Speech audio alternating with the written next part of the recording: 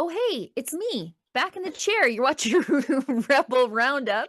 I'm your host, Sheila Gunn Reid. I'm slightly rusty because I haven't been here in 2 days, but I was on very special assignment in one of the worst places in the world, Ottawa. And I mean that because that's the seat of government. I don't mean that about the people who are forced to live there. So I'm back. You're watching Rebel Roundup. It's Wednesday, which means it's Western Wednesdays. Western Wednesdays means the Buffalo panel. What a great day to be back at work. And I'm joined by my real life best friend from Regina, Saskatchewan, Lise Merle. Lise, how's it going? Oh, Sheila Gunn Reid, it's so great to see you. I'm so happy you made it back to Alberta Me too. without picking up any of the bad opinions or ideas of Ottawa. Like, that's great to see. But we've got a great show today. I just can't wait to introduce you to our panelists and get on with today's program. It's going to be great. Yes. I'll tell everybody what we're doing. We've got to keep the show tight, and we're starting late because I had technical goblins probably infesting me from Ottawa. So the reason we're late is me. But if you're watching us on Rumble, excellent free speech platform. If you want to support the work that we do over there, you can leave a Rumble rant. That's our paid chat. If it's over the $5 US cutoff, we're reading it on air. If we run out of time to get to it today, I promise we'll get to it tomorrow, which is a reason for you to come back and watch us tomorrow.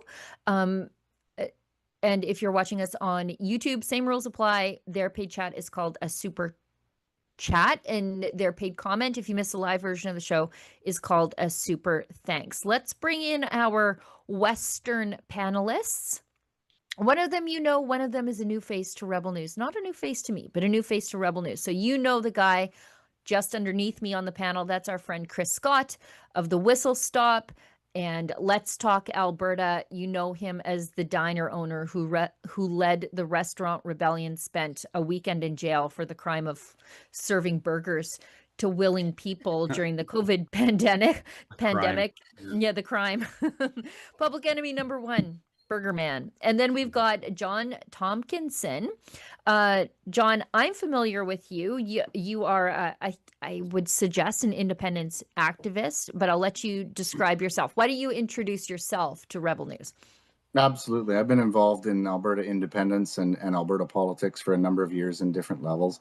And I think as we would all agree, and I think probably most of the followers would agree, now we're at a crossroads where it's time to stand up and to speak up or get out of the way. There's so many different things going on in terms of participation, multiple groups active with the petition and online, social media, helping to organize things. And little piece of gold, I'll have some more information, but we just submitted our third-party advertiser paperwork this morning. Nice. Make sure you're on the up and up. Yep. Cross your eyes, cross your T's, dot your I's, or you and I are both going to the slammer. We're not registered yet. We just put in the application. Yeah. The elections, Alberta are sticklers, rightfully so. But yes, and they should be. And they should be. I just wish they were for the other side. Yes. Yes. And John, I should tell you, I do something with my friend Corey Morgan. It's a project that we work on. It's called Alberta Fact Check. He and I get up at 5 a.m. and we go through the bad stuff that the Laurentian press and the Federalists say from the night before, and we try to beat the news cycle to get the truth out the door. And your account on X is one of the accounts that I go to see if I've missed anything. So I just thought I'd let you know that. And if you could continue to do the work that you're doing to make my work a little easier, I sure would appreciate that. Thank you, John. And that's reciprocated. Thank you for the work you do, because I also check out those fact checks, and those are good places to make sure that we're all looking at things objectively. Yeah. Yeah. Let's get into this story from the Fraser Institute. And I did write an Alberta fact check on this morning. Not so much that I think there's a problem with the Fraser Institute data, but I think there's a problem with the narrative that the Federalists keep repeating when they say, Alberta can't leave, Alberta needs us. So we have this problem with a province of 4.5 million people supporting a country of 40 million people. And so Fraser Institute ran the numbers. If we left, every other person in the country would pay another $1,000 every single year in taxes.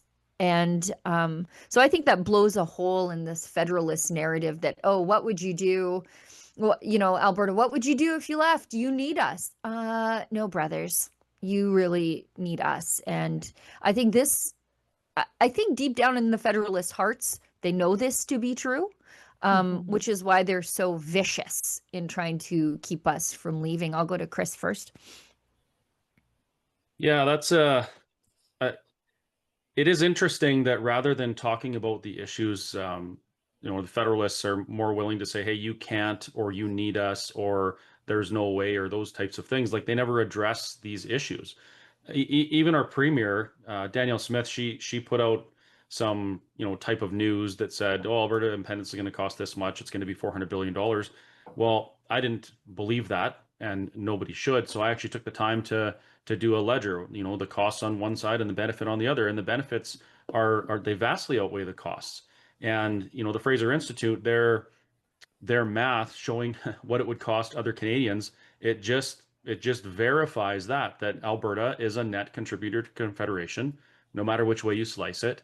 And the idea that we need to continue being a net contributor to the tune of, like, what is it, Sheila, like $6,000 per Albertan or something like that. Yep.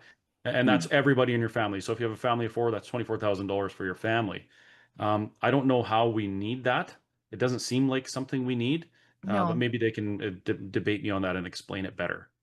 They won't debate you. I'll go to John. John, I mean, it's clear. I mean, we are a province of 4.5 million people bearing the load of 36 million people on our back, and the data shows it. They can argue nostalgia all they want, but those are the numbers. That's the reality.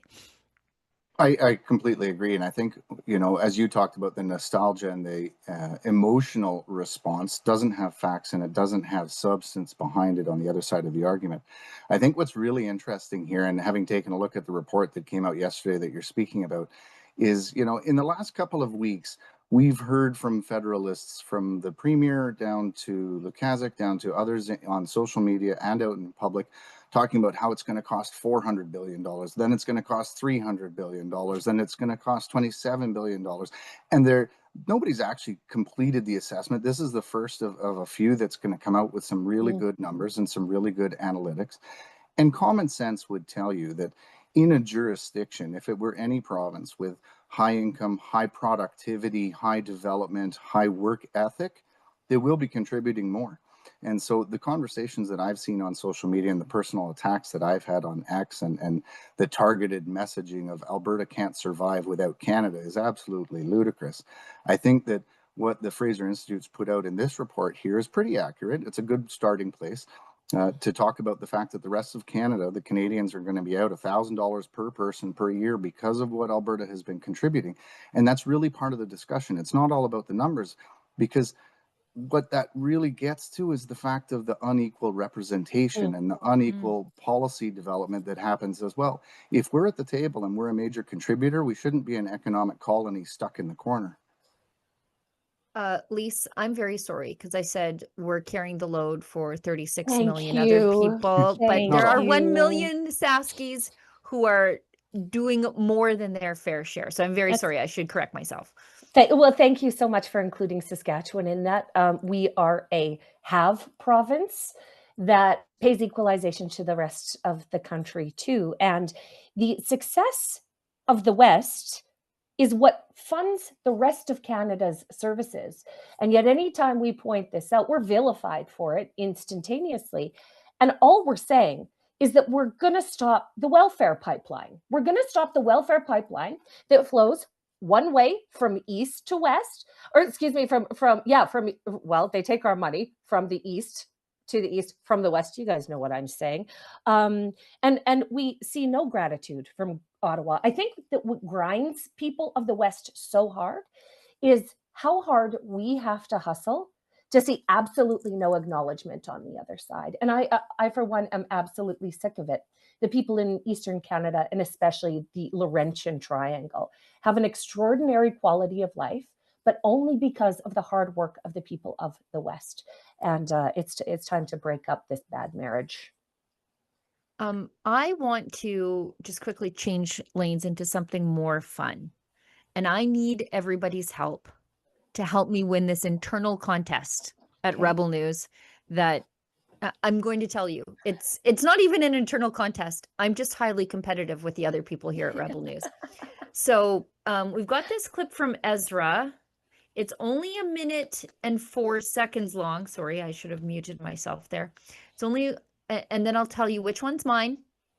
And I will require all of you at home to go and vote for my lawn sign idea. Thank you. So let's show Ezra's video, and then I'll tell you which one's mine, and then I'm going to ask you guys to vote. Oh, hi, everybody. Our third-party advertiser in the Alberta referendum campaign is coming out with lawn signs, and you get to choose which one we make. There are 3 choices, as you can see on the screen behind me. The first one says, Alberta makes, Ottawa takes. It's a pretty good one. There's let us vote, because, of course, it's a referendum on a referendum. Shouldn't Albertans have a chance to voice their views, whichever side of the question they're on? And my favorite, I won't lie, I'm a bit biased here, is Quebec got to vote. Why can't we? I mean, I think a source of so much power from Quebec is that they have an or else to all of their demands. So they're listened to a lot more than Albertans and Westerners are. Anyways, these are the 3 choices for lawn signs. You get to choose. Go to the website, albertaschoice.com, and there's a hyphen in there, albertas-choice.com. Register your vote, and we'll have those little lawn signs pretty quick. That's albertas-choice.com. Now, Westerners, which one did you like? Lise, go ahead. Number 1, like without question, number 1. It checks all the boxes for a good lawn sign. With all respect to Ezra, okay, I'm not judging his choice, but Ezra's choice is too long for a lawn sign. I came from the copywriting and advertising and marketing world, and when you do a lawn sign or a billboard or any outdoor thing, you have about 5 seconds to grab people's attention. It needs to be under 5 words, and that first one absolutely hits all the marks. So that's my favorite one. Okay, Chris, which one is your favorite? I like the let us vote. Huh. Short, sweet, to the point. It's advocating for neither side. It's expressing a will to participate in democracy, and I think that appeals to everybody. And you know what? Even the let us vote thing, that I don't even know that would have to be within a TPA. I think that's not an advertisement for an outcome. So I really like that one. John? Well, as I just registered as a TPA, I don't want to collude with your TPA and get into trouble with Alberta elections. So I support all signs, I support all flags, and I support anything that gets the message out there. I think I will comment on one of those signs, and not as a pro or con, because, we can't collude. I'm not going to give you feedback. Right. I think that as I prepare my TPA, and there are others that are happening across the province to advance the message and get some action out there as well, every Albertan deserves a choice, and that's the point of what we're trying to discuss. So as what Chris just said there, let's get out and vote. That shouldn't be debatable. We shouldn't need signs for that. But in Canada's culture right now, we do, and that's indicative of the cultural problem that's going on. Well, I should let you know the first one is mine, obviously. And Lise didn't know that, but she knows her best friend, so she knew it was mine. So, friends at home, if you feel like making sure that I win an internal contest against Ezra Levant, please vote for that first lawn sign at albertas-choice.com. Okay, let's go to this story from, what is it? Lead Not Leave. They really thought they were doing something here. And I just thought it was vulgar, the analogy that they drew. So this was... it was Lead Not Leave organizers Jared Wesley, Peggy Garrity, and Jim Dinning, of all people, compare Alberta's separatists to abusive spouses, despite the movement's central demand being a referendum that lets Albertans decide their own future. So they were writing in the line, and one of them is an Alberta political scientist at the U of A, Chamber of Commerce CEO Peggy Garrity. You knew they'd come out on the fear side. And of course, former Alberta Treasurer Jim Dinning. They argued that the separatists are not the victims of a toxic relationship with Canada, but are themselves behaving like abusers. They said the article is titled Abuse, Really, and it accuses separatists of poisoning the partnership between Alberta and Canada, engaging in gaslighting, excuse me, and using a classic tactic in emotional manipulation and employing emotional blackmail. The authors write that Alberta separatists exhibit some of the most, quote, obvious traits of toxic relationships and suggest the movement is attempting to isolate Albertans from the rest of the country. And in my Alberta fact check, I said that's a striking accusation. Yep. Considering abusive spouses don't give the partner a choice. You know, and Right. if, just to draw this analogy, I think was so gross because we are the ones currently under the control.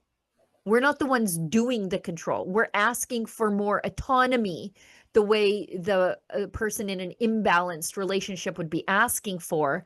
And these guys are gaslighting, thinking that they're flipping the script on everybody. It's just the most obnoxious article that I had read in a long time. Like, read the room. Even if you're not a separatist, a lot of people agree that there is an imbalance of power and a mistreatment of Alberta within Confederation. And to say otherwise, I think, is just a complete disregard of the facts. I'll go to Chris first. That's like, that article is the ultimate projection. Yep. Like when as you went through that, I'm thinking, like, these are literally all of the things that the Federalist side are doing. You know, telling us we can't, telling us oftentimes they're insinuating we're less than human because we have grievances. Rather than talking about the grievances, they're spending time trying to cancel it or demean or stop the conversation. People, whoever wrote that article, I would love for them to attend a Let's Talk Alberta event, and I'd love to talk to them about that. Like, these people that make these accusations, they only seem to do it in forums where they're protected by, you know, a TV screen or a computer screen or a phone screen or something like that. They don't come out in public and debate these things. So, you know, if I ever got a chance to talk to somebody like that in an open forum at one of my events or one of their events or whatever, I would dismantle that. And you know, we can very easily turn that into a reason why Alberta is standing up the way it is and why Alberta should leave. It's exactly things like that. Rather than dealing with the issues that we have, our grievances, it's just written off as whining or, you know, some other ridiculous thing, so they don't have to think about it. Yeah, I mean, abusers don't collect hundreds of thousands of signatures so that their victims can decide their own future. Like, that's the craziest thing I've ever heard. But somebody wrote that and gave it to an editor, and an editor was like, yeah, nailed it. John, I'll go to you. Yeah, and I think there's some additional aspects to that Chris started to, and the idea of projection and gaslighting. You know, to even use that analogy in that manner by that group, by the Federalist TPA there that's put together, really, if you want to go down that rabbit hole, what that is DARVO. That is where in intimate partner violence, in domestic violence, when that happens, that's called deny, attack, reverse victim and offender. And it's a strategy that's being used in courts. It's a strategy that's being used in public relations. It's a strategy that the Federalists are currently using against us. Because when you want to use this analogy, let's talk about coercive control. Let's talk about here's a pipeline. Let's talk about here's a border. Let's talk about here's an agreement, all of which are smoke and mirrors. Let's talk about financial control and all of the different things that are listed in IPV. This is reversing the victim and the offender so that they can plead on even more emotional strings without having any of the facts. The truth of the matter is, those of us that are doing positive advocacy on social media, Chris, myself, Jason, Sheila, others, yourself, Lise, the discussions around this, we try to engage in conversations, and the amount of threats and slander that we get from the other side is indicative of where the actual harassment is, where the abuse actually is. This strategy is going to fall flat on their face because ultimately it is just DARVO by Federalists. Yep. Lise?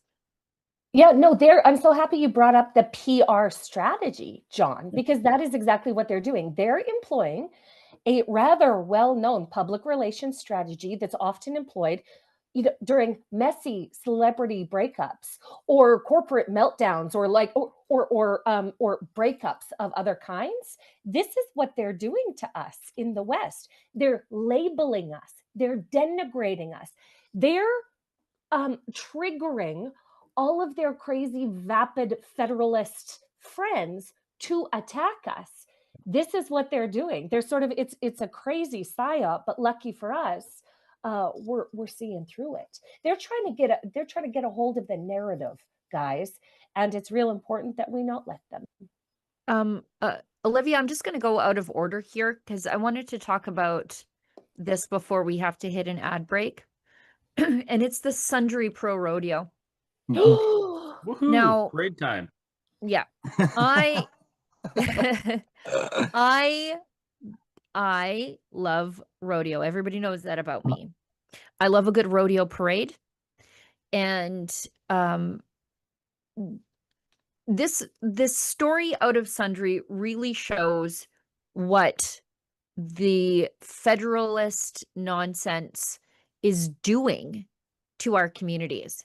Yep. That a small town rodeo can cancel its parade over a float that like a very small subset of people disagreed with. Sundry is a very conservative place.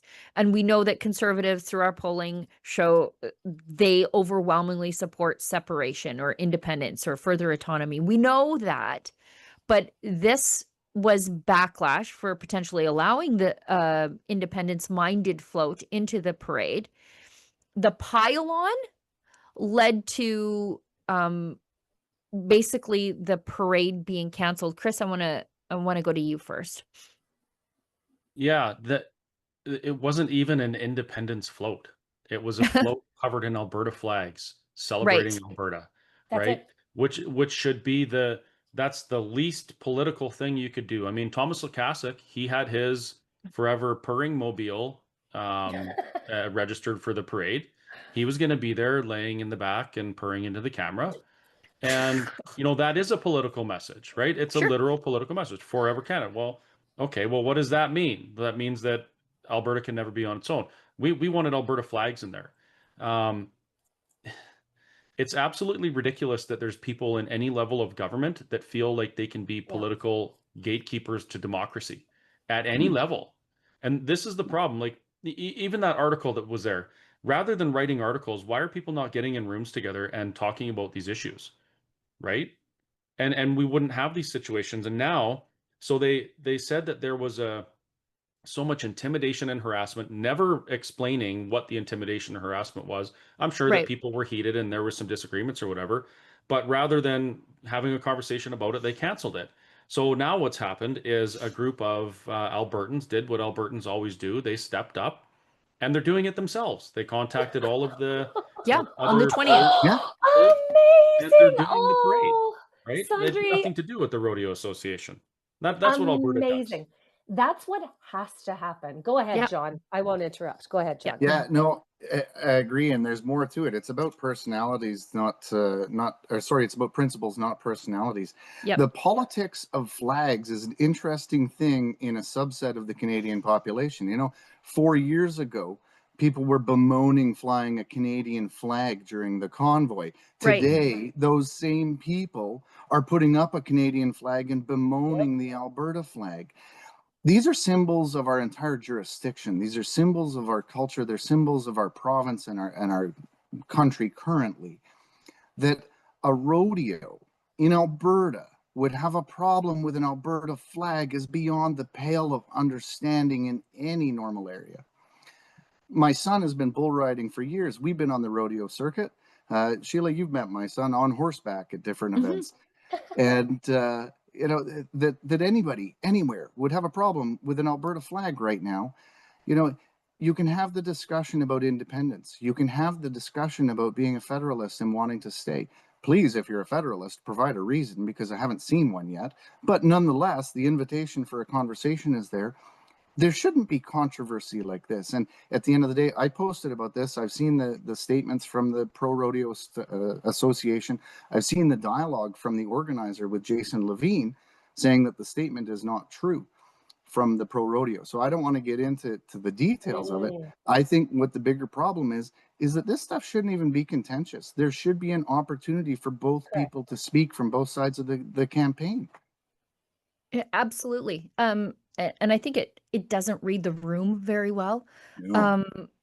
Lise and I, we make a yearly pilgrimage to the Ponoka Stampede. Sure You're do. hard pressed to find a Canada flag around there. It's a sea of blue, though. And this is our provincial sport. Rodeo is our provincial sport. And so we should be able to fly our provincial flag at an event related to our provincial sport. That's not crazy. That's normal. What's crazy is getting uptight about all of this. But either you allow all the floats or none of the floats. I don't care. Well, and the people of Sundre reacted exactly the way they should have. Fine, guys, you want to go woke at our rodeo? You want to wokeify our rodeo? We'll take it from here, thanks. But this is the wokeification of rodeo really hit my radar. Better not happen.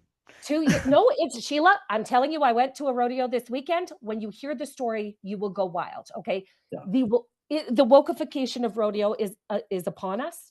And what I am saying is a Western culture, like Chris mentioned, that they're acting, by not letting the float in, they're acting as gatekeepers to democracy. But I would say they are being gatekeepers and really destructive to Western culture. The people of Saskatchewan and the people of Alberta don't need instruction manuals on how to rodeo. Okay, we don't need your permission slips on how to rodeo. This isn't our first one, guys, but it seems like the town of Sundre, this is yours. I'm so proud of the people of Sundre, Alberta. I just can't tell you. Just awesome. Sheila, can I add something to what was just said? Please. Just briefly. I mean, a lot of the and we started off today's show, and lots of the conversations around the economics. Lots of them are around taxation and around equalization. This hits at a deeper level. Yep. Because not even is it about the flags.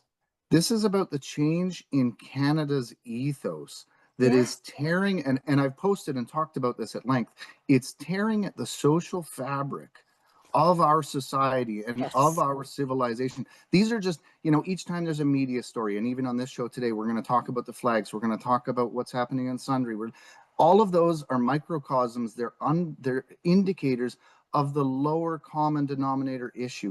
And that is the tearing of the social fabric that's occurring in Canada right now and is spilling into Alberta. And the call for Alberta independence is a rallying cry to prevent and to protect that, so that the culture that we have built and worked for as a province can be protected from the spilling over of the woke politics in Ottawa.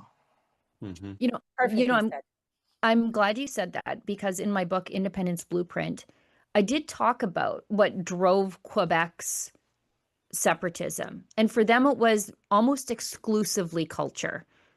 They were trying to protect their language, their culture. Ours is economic, but it is also cultural.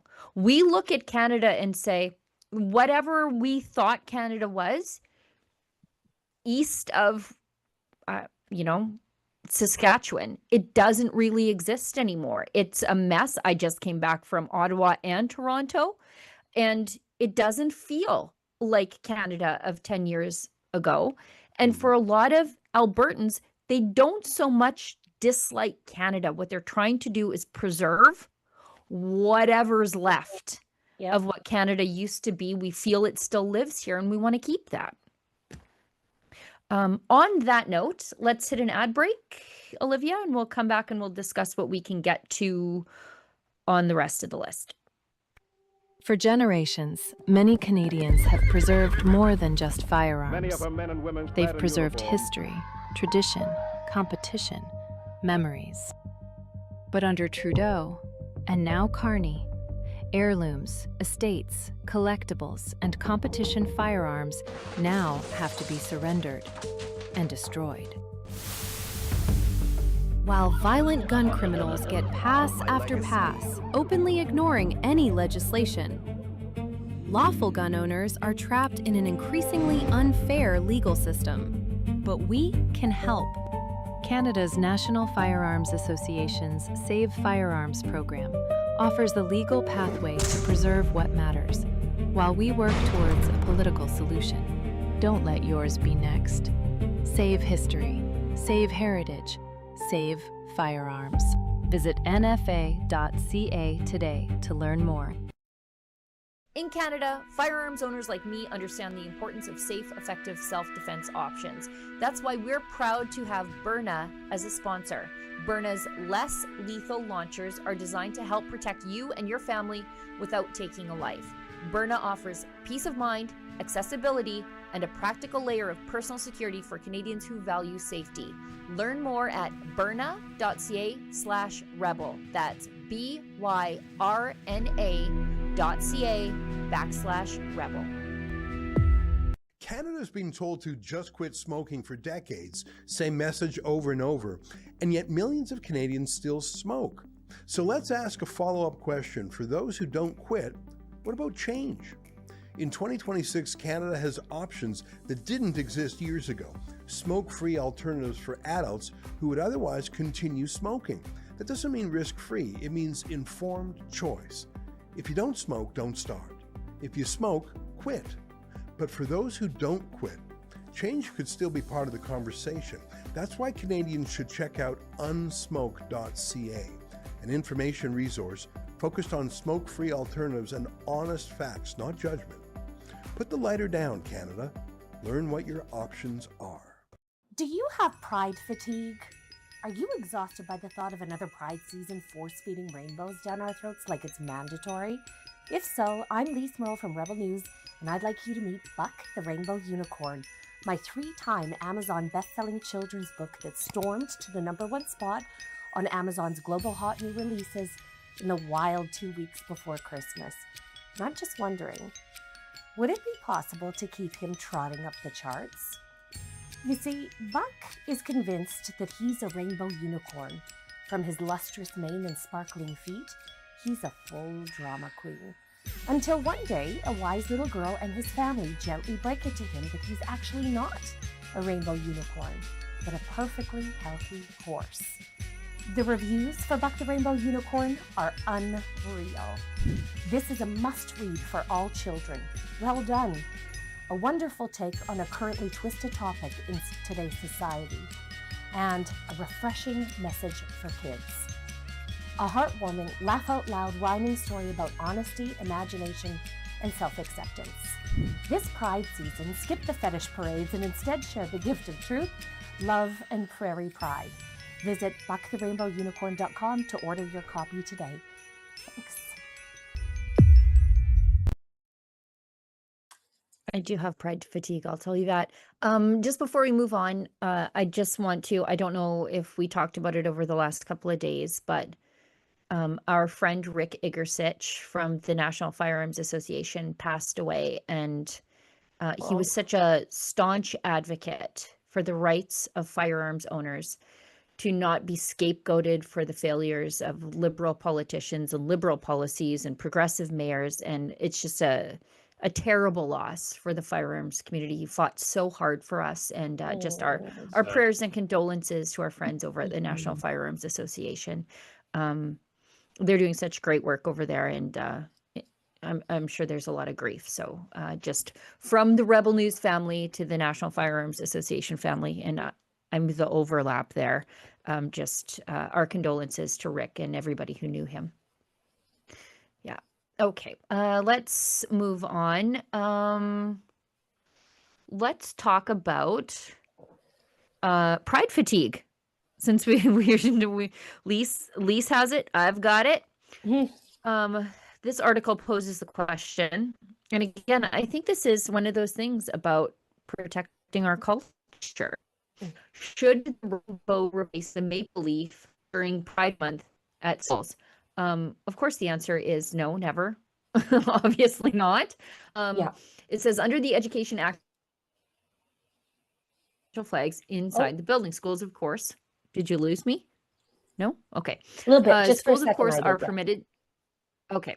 Schools, of course, are permitted to fly the Canadian flag on its poles outside. However, a move to take the Canadian flag down and replace it with a pride flag at a elementary school took down its Canadian flag and raised the pride flag instead. Hmm. A move that's receiving mixed reviews from parents. I believe that's probably an understatement. Mixed. That's coming from CTV though, so yeah. Yeah. It says never bring it down, add to it. No, don't add to it. Never bring down the Canadian flag hard for the actual. As of Tuesday, the Canadian flag is back up on the pole outside the school, sitting at half staff. Why? Why is it half staff? Why would they fly it at half staff? But you know, I'm so pleased that in Alberta this is not a thing that we do anymore. Where was that, Sheila? That's in Barrie, Ontario? Ontario. Yeah. Interesting. I heard about that. Well, if you're wondering who needs a whole school takeover, a school system takeover, it's Ontario. Likewise, in Saskatchewan, we have laws against this.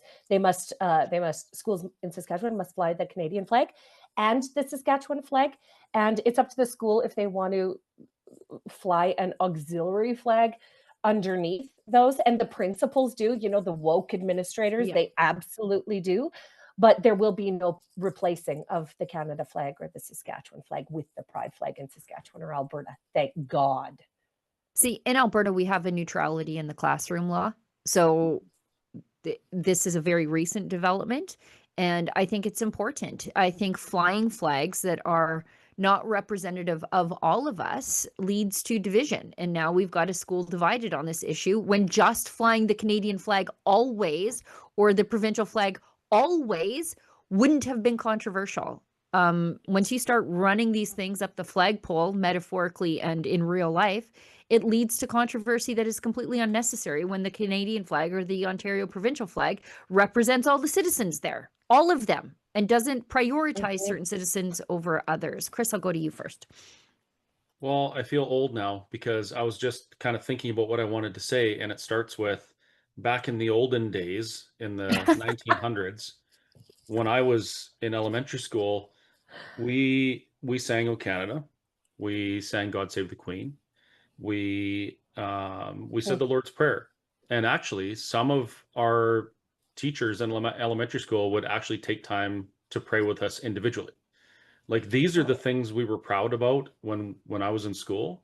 And I'm actually so old that, and Sheila, you'll probably feel this too, that rude. When I was in elementary school, the Constitution had just been repatriated, like within the last 4 years of me starting school. So it was all what we were proud of was what the nation was building together, what we were doing.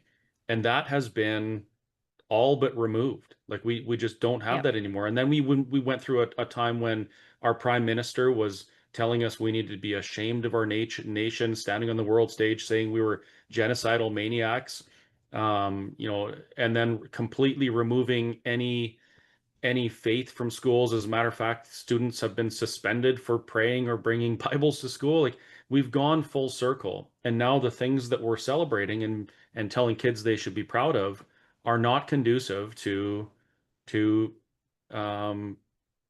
them becoming what they want to be, right? It's like activists have infiltrated our schools, and used them as places where they can implement their ideologies on our kids and change the world to suit their views. It's a completely different time.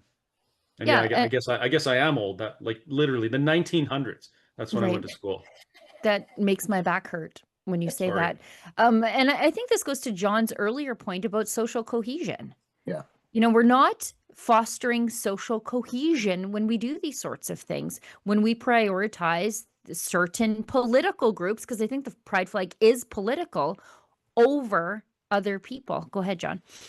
Yeah, absolutely. I mean, and you know, Sheila, as a past school board trustee that was elected and a school board chair, and with a number of children, this is an issue that's close to my heart. And I used to live in Ontario. I was also elected and in post-secondary governance out there for a period of time before returning to Alberta, the land that I grew up and born and raised in. You know, in terms of the flags, just like Chris was talking about, I remember as a kid being one of the students that each morning would go out and raise the Canadian flag at the school in Edmonton that I attended. It was such an honor. It was a big deal. It was a big deal. and we sang as well. Now, when I was a Catholic school board trustee here in Alberta, our schools still have Canadian flags, still have a prayer, still have O Canada, but that's not universal. And I think what Alberta's done to protect the kids from the ideology, to remove this stuff, if you've got a private organization, I believe in rights, and I think Chris does and everybody else does here. You want to make your own choices, that's great.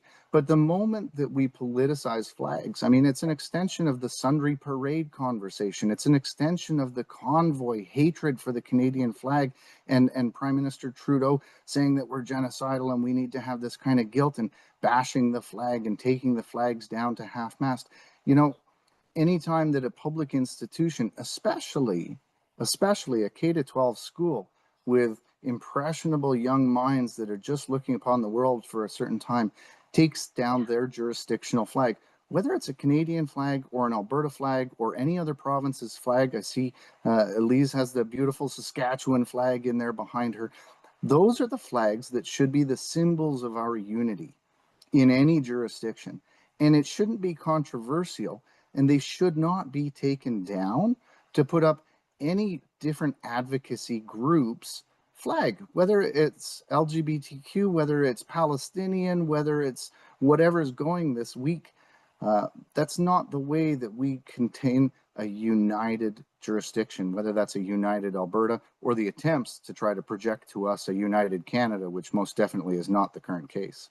Mm-hmm. I think this was really evident, and I know this is a little off topic, but this idea of a national identity was so on display with the American 250 celebrations, with the flyover, and the 80,000 people on the lawn of the White House watching gladiator sports. And you think about that as a Canadian, and we had our flags at half-mast for months because we were accused by our prime minister of being genocidaires before a body was ever presented to us, a single one. We had our Canada Day celebrations canceled, just completely canceled. And then you see in the United States and you look at it and you're like, Jesus, I see what you've done for other people and I want that for myself. It's such a different way of looking at things. And I firmly believe we still feel that sense of pride and patriotism at all we've accomplished here in Alberta. And we see this happening in other places, and it feels foreign and alien to us to see this shame and disgust at all that you've built as a nation. And, it's, again, I think it goes to that specific distinct culture that we have here in the West. Quickly moving ahead, because I know we're a little bit running out of time. Both in Alberta and Saskatchewan, our governments have expressed deep concern about the expansion of euthanizing our old, our poor, our sick, our inconvenient, and our lonely. And it sounds like this week a committee is going to recommend the expansion of medical assistance in dying to include the mentally ill, and which is just horrific. Danielle Smith has issued a statement and saying that Alberta, thankfully, we've already acted and passed our own legislation to protect vulnerable people, because those facing mental health challenges deserve treatment, support, hope, and not an assisted death. As she hopes that Ottawa is reconsidering. And as Lise points out, the Saskatchewan government has done the same. Jeremy Cockrell has issued a statement. Yeah, Saskatchewan's Minister of Health issued a statement yesterday, sort of along the very same lines. Basically, the government of Saskatchewan does not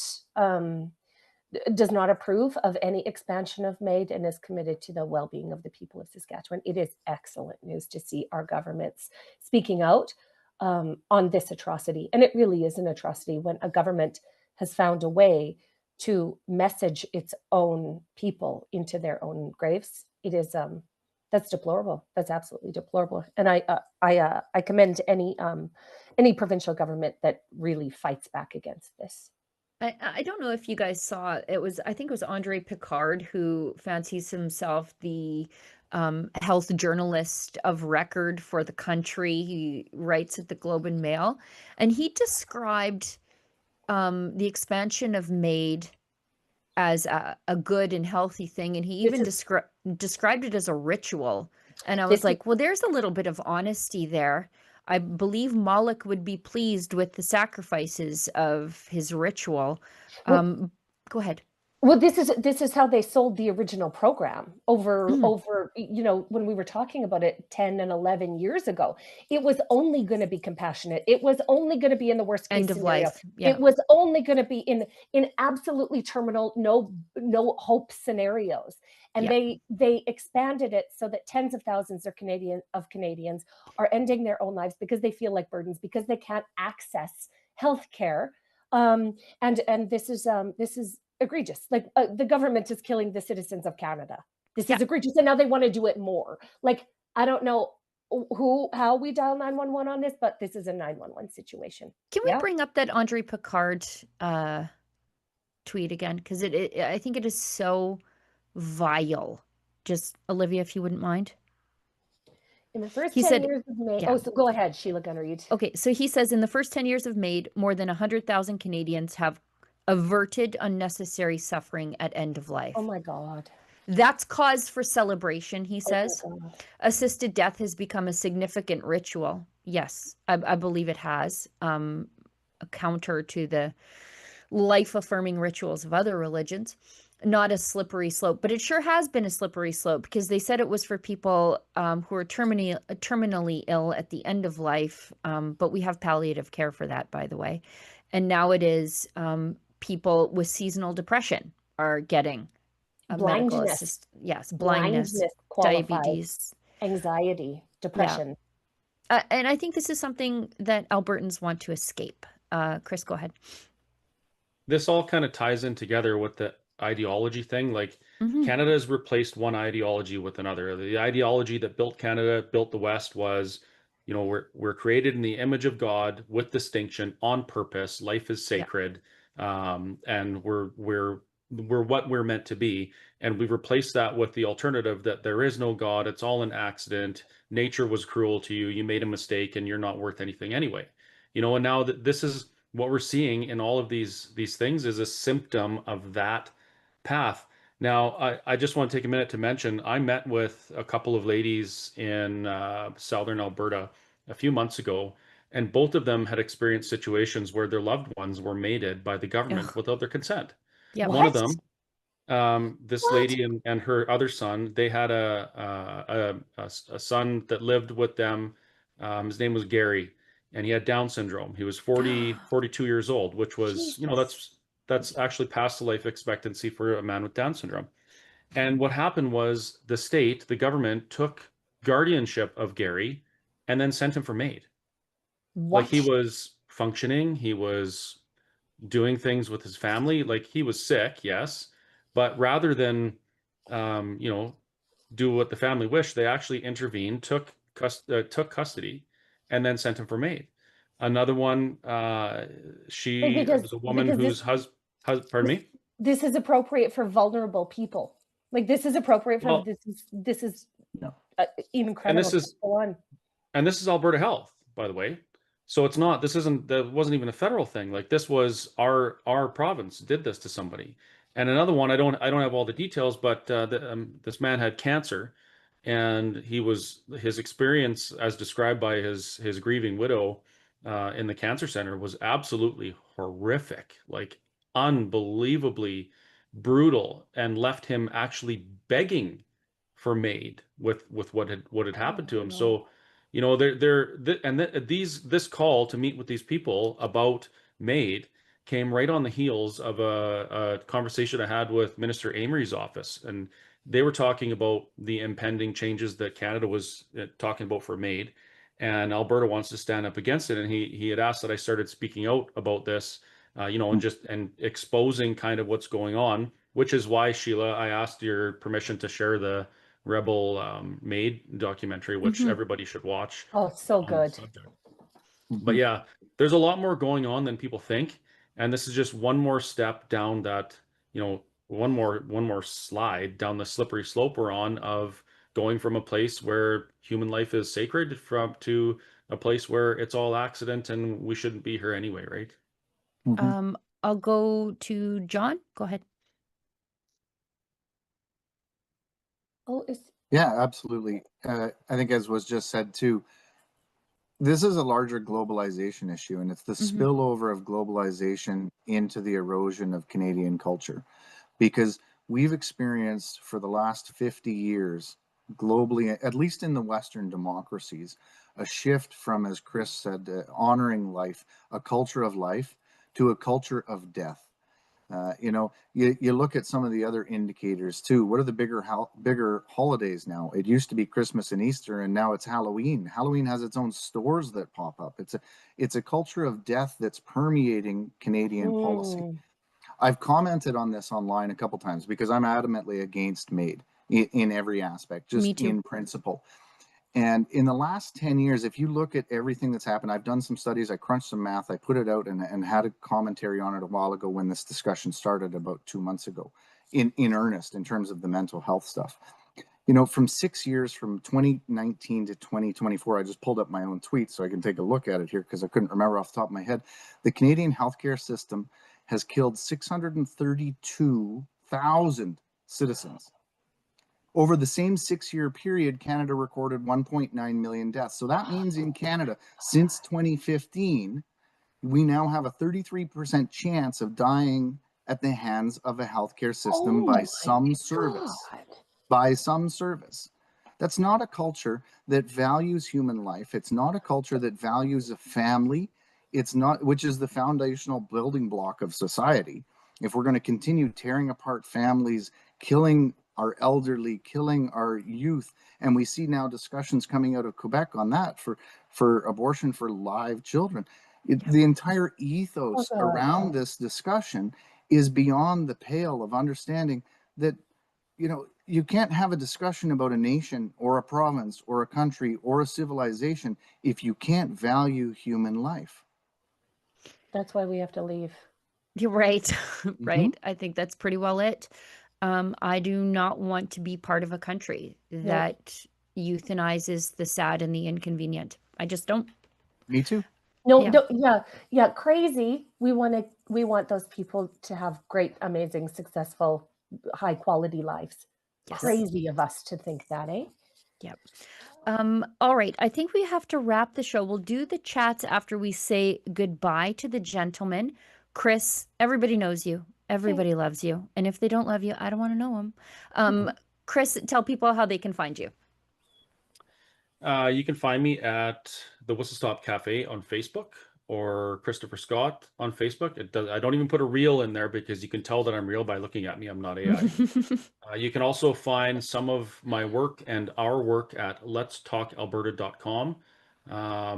However, on my website, whistlestoptruckstop.ca, after you scroll through a pile of overpriced merch, all of which you should buy because it's great and will look great on you, there's a bunch of blogs that we do, and I talk about a lot of these things. And I encourage people, if they, they appreciate what I'm saying or they disagree, take some time to read what I've put in there and then send me a message. Tell me what you agree with. Tell me what you disagree with. Happy to talk to you about it. And I would be even more happy for you to join us at a Let's Talk Alberta event somewhere near you soon.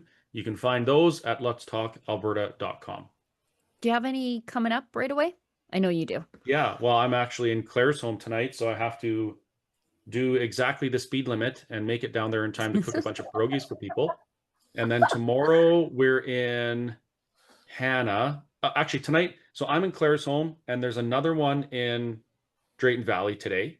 Then tomorrow I'm in Hannah and there's another one in Holden. So those are the upcoming ones. I might pop into the Holden one. Every time I show up just to have a visit, somebody puts me on the stage. You know what's going to happen. Yeah. I know. Like, I'm just here to just check it out and see some friendlies. And they're like, you're the third speaking spot. Every time. Every damn time. John, I hope you'll agree to come back on the show. I think you were a great addition to our roster. How do people find you? Thanks, Sheila and Lise and Chris. It's good to talk to you guys again, too. Most of my commentary you'll find on X, just under my name. Nothing anonymous, nothing ghosted, nothing hidden to spam people. I'm accountable for what I say, and I stand by what I say. You'll also likely find me possibly in Sundry on Saturday. I can't imagine why. On Sunday, Saturday. Can't imagine why. Yep. And as I alluded to earlier, you can look for, we're going to make a bold effort to paint the province blue, and look for some announcements later this week for United Alberta flags. Great. And any support would be appreciated once that's approved. We'll swap lawn signs. if we're allowed. I don't know. Is that collusion? I don't know. I don't know. We'll be careful. We will dot our I's, cross our T's, and play the game fair. We'll have to lawyer everything. Okay, great. We'll say bye to the gentlemen, and we'll tackle the few chats that we have and then get off the air so that they can have the studio in Toronto. Thank you, guys. All right. Let's bring Lise back. There we go. Let's read through some of the chats. Hi, buddy. Hi. By the way, thank you for working hard while I was gone. We've got my pleasure here from Independent Alberta, gifted 5 subscriptions to Rebel News. Well, heck, that's great. Thank you. Independent Alberta also gives $5 and says Alberta's independence is a preserve for Canada's values from the past. Oh, it's true. It's true. It's true. We're going to be like a museum. Add Saskatchewan to that. Yes, definitely. Going to build a. Not leaving you behind. No, it's absolutely not allowed. Not allowed. We're going to just build a fortress with a privacy fence. We're just going to keep Ottawa out. Yeah. Right. Snowy Roof gives us $5 and says, what is your position of flying the Métis flag as well as Canada and Alberta? Oh, good question. I think the Métis Nation of Alberta is covered under the Alberta flag. Now, if they want to fly their flag at their offices, great. But I think if it's not somewhere that's not the Métis Nation of Alberta building or buildings, I think the Alberta flag covers them. They are also our fellow Albertans. Agreed. And then we've got the Real Don, 1969, again, $50. And he says, who's back again? That's Our 2. It's last week he got us 2. Thank you. Right on. All right, that's the show for today. Thank you so much for tuning in. My cat has joined the show. We'll see everybody for me tomorrow with Tamara Ugolini. Say hi, Triggy. Hi, Hello. Triggy. the world's worst behaving mischievous cat. Oh, he's gonna bite me, and he's for some reason smells like motor oil for some reason. Lise, thanks so much for coming on the show with me today. Olivia, thanks for putting the show together. We'll see everybody tomorrow. And as we always say on the show here, if you find us offensive, maybe don't find us at all. You know, folks, in my many years of reporting for Rebel News, I've covered corrupt politicians, rogue bureaucrats, and even parking enforcement officers who'd rather take a nap than write some tickets. But I have to say, this is a first. Apparently, I'm now available as a gift. Rebel News has launched something we're calling shoutouts. Here's the idea. You pick your favorite Rebel News journalist, maybe that's yours truly, or maybe it's someone else, that's okay. I won't take it personally. You tell us who the message is for, what the occasion is, and any details that'll make it feel personal. A name, an inside joke, a few things we should know about them. The more info you give us, the better the video. We'll record a selfie-style video and deliver it straight to your inbox within 3 business days. Birthdays, graduations, anniversaries, retirements, Father's Day, Mother's Day, Christmas, you name it. Messages are available in 30, 60, and 90-second increments, starting at just $100. Need it fast? Add 24-hour rush delivery for an extra $50.